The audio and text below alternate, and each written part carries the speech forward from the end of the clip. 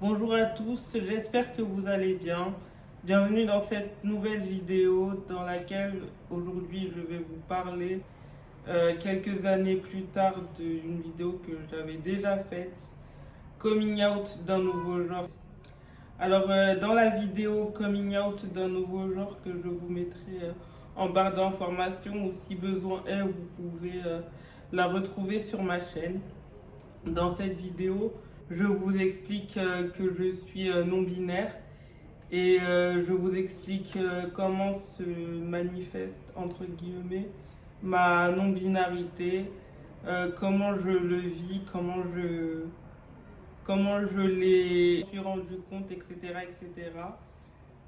Si vous voulez les détails de cette vidéo, allez la voir directement parce que je ne vais pas vous en faire toute une vidéo ici, ça prendrait trop de temps. Mais en tout cas, pour résumer, je me suis rendu compte de ma non-binarité quand j'ai compris que j'aimais pas tout le temps m'habiller en fille et j'aimais pas tout le temps m'habiller en garçon, que j'aimais m'habiller de temps en temps en l'un, de temps en temps l'autre. Et je me suis rendu compte aussi en faisant des petits flashbacks de quand j'étais petite, que je jouais tout le temps aux voitures alors que d'autres petites filles autour de moi jouaient à la poupée. Que par exemple, j'aimais bien m'habiller dans les rayons dits garçons, euh, alors que toutes mes copines s'habillaient au rayon filles, que j'aimais pas spécialement me maquiller. Maintenant, même si j'aime ça, j'assume plus de me maquiller certains jours plus que d'autres, mais j'attribue pas ça spécialement au fait que je sois non binaire.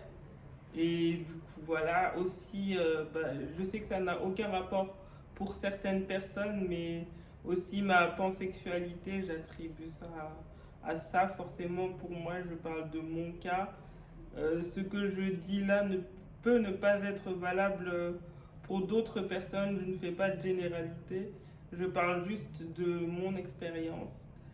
Et du coup, je faisais beaucoup de constats qui me sont apparus évidents au fil des années, avec le recul. Et du coup, je me suis rendu compte que je suis non binaire. Et puis aussi, il y a le fait que je ne supporte pas qu'on m'appelle madame. Je préfère l'appellation mademoiselle parce que pour moi, je ne suis pas une dame. Parce que pour moi, madame, c'est très sexualisé. Là encore, je parle de mon interprétation à moi. Ça peut ne pas être le cas pour tout le monde. Aussi, j'aime aussi beaucoup me teindre les cheveux de toutes les couleurs, mais ça c'est propre à moi. Je sais qu'il y a des femmes qui aiment se teindre les cheveux de toutes les couleurs et des garçons aussi. Et le fait que je ne me définisse pas dans un genre ni dans un autre, parce que pour moi, un garçon c'est pas que représenté par la masculinité et une fille c'est pas que uniquement représenté par l'aspect féminin, et aussi parce que quand on m'appelle madame, je m'y retrouve pas. Quand à l'époque on m'appelait mademoiselle, je m'y retrouvais pas. Et je me retrouve dans aucun des deux et je me définis plus dans un entre-deux. Et il y a l'aspect psychologique dont j'aimerais surtout parler dans cette vidéo parce que l'aspect psychologique est très important. Moi, je me souviens qu'au début, quand après avoir fait ce constat, je faisais beaucoup de cauchemars. Trigger warning, ce que je vais dire, ça peut être très violent pour certaines personnes. Donc, si vous n'aimez pas les détails un peu sordides, ne regardez pas cette partie de vidéo. Swipez à un autre endroit. Par exemple, je faisais des cauchemars dans lesquels je me voyais me faire découper la poitrine et le sexe. Je me voyais aussi me faire de la chirurgie plastique dans mes cauchemars, en tout cas. Et j'ai aussi choisi un prénom. Mon prénom que j'avais cité dans l'autre vidéo, c'est Raylyan, Raylian. C'est un mix de Ryan et Eliane, puisque j'aime beaucoup le prénom Eliane et le prénom Ryan. Donc pour moi, en tout cas, ça sonnait bien. Et puis je me dis que quand ils entendent ce prénom, les gens ne pensent pas que c'est soit un prénom de fille, soit un prénom de garçon. Et que c'est un prénom, on va dire, mixte ou unisexe, je ne sais pas trop comment on le dit. Mais j'aime bien le fait qu'on ne puisse pas me sexualiser avec ce prénom. J'avais aussi pensé à faire les démarches pour justement changer de prénom, mais ça c'est mis en stand-by pour le moment parce que j'ai d'autres projets plus importants que le changement de prénom. Il faut déjà que je réunisse toute la documentation nécessaire, toutes les signatures nécessaires, parce que pour celles et ceux qui ne le savent pas, pour changer de prénom, il faut des signatures, il faut des papiers administratifs qui prennent beaucoup de temps. Et même une fois qu'on a déposé la demande de changement de prénom, la réponse peut prendre beaucoup de temps. Il y en a, ça prend plusieurs mois, il y en a, ça prend plusieurs années, le temps que ce soit traité au niveau de toutes les institutions compétentes.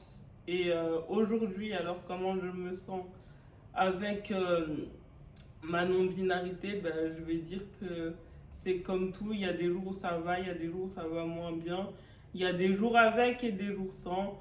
Je fais avec, disons, parce que je me dis que c'est pas une maladie. Avant, je voyais ça comme une maladie, un problème psychiatrique, vu que c'est, selon le DSM-5, c'est un trouble psychiatrique, mais c'est pas.